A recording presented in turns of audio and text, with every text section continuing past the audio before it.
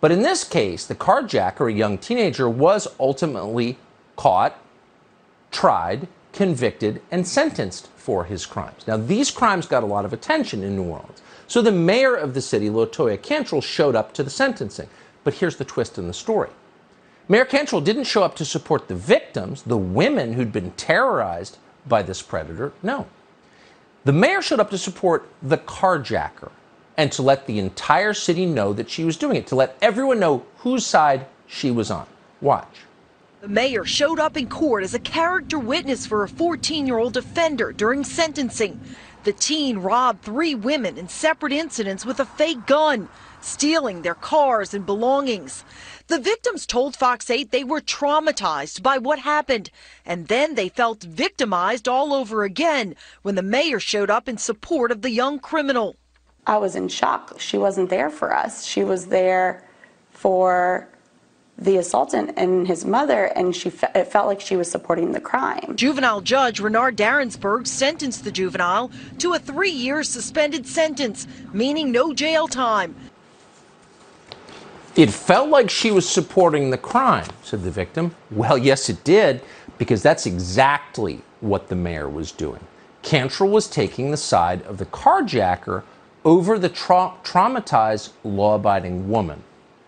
Now, in New Orleans, Cantrell is known by her nickname, TD, but many people call her exactly what she is, LaToya the Destroyer.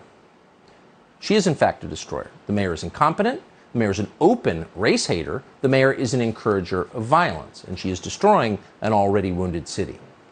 We reached out to Mayor Cantrell's office to ask why she's doing all of this. Why did she pressure a judge to release a convicted armed carjacker with no prison time? But of course, she didn't reply to us. It turns out the mayor of New Orleans had a connection to this carjacker. Cantrell had enrolled this person in one of her administration's welfare programs called Pathways Youth Internship Program.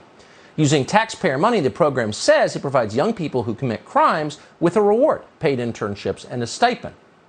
We contacted the Pathways program this morning. We wanted to know how many people enrolled in that program go on to commit violent crime within 5 years. We also asked how much taxpayer money they spend, but of course they didn't answer. But we don't need an answer. We know exactly what this is. Pathways, like most social justice scams, is not in fact designed to reduce crime. It's about siding with the criminal, giving the criminals as much support as they need, even a courtroom visit from the mayor if necessary, so they can go out and commit more crimes as soon as possible. So why would you do something like this if you were the mayor of a city of New Orleans? Why would you force people to leave your city, the people who pay all the taxes, of all colors, by the way? Why would you do that? Well, possibly because the people who are left tend to be the ones who vote for you. So it is a kind of electoral strategy. It's not just happening in New Orleans, it's happening in a lot of places. The downside is it leads to carnage. There have already been 191 carjackings in the city of New Orleans this year alone. Through all of last year, there were a total of 177. Now, most of these carjackings, and this is true in a lot of other places, Washington, D.C., we think, most of these are committed by people under the age of 18. Why? Because they know they'll get off. There's no cause. The local station WWL-TV found that in 2021, juvenile carjacking suspects outnumbered adults by more than 2 to 1. Now, that doesn't mean that these are Nerf versions of carjackings. They're very violent. In fact, they're always violent, and sometimes they're fatal. In March, several juveniles aged 15 to 17 mutilated the body of a grandmother, an elderly woman, as they carjacked her in mid-city New Orleans. They dragged her body down the street. Here's Fox 8 New Orleans reporting on it.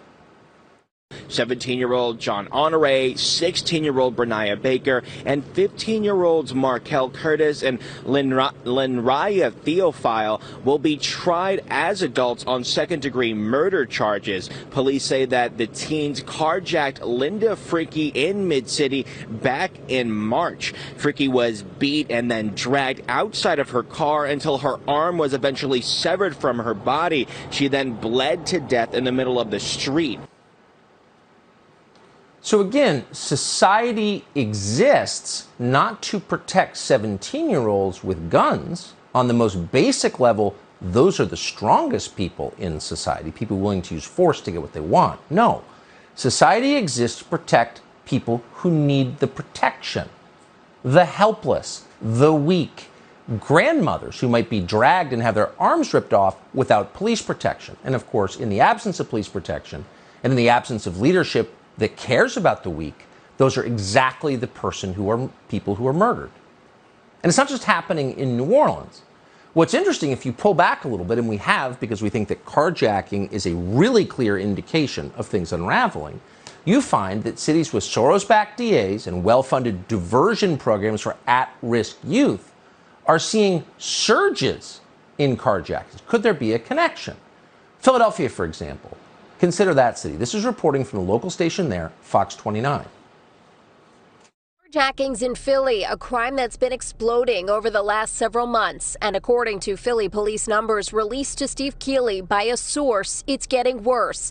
From January 1st of this year through July 31st, a police source says there have been 757 carjackings citywide. There were roughly 850 carjackings in all of 2021.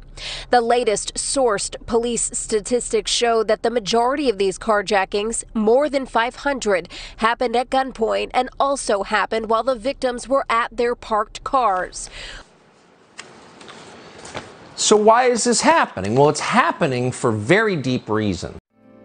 Because the flag still stands for freedom, and they can't take that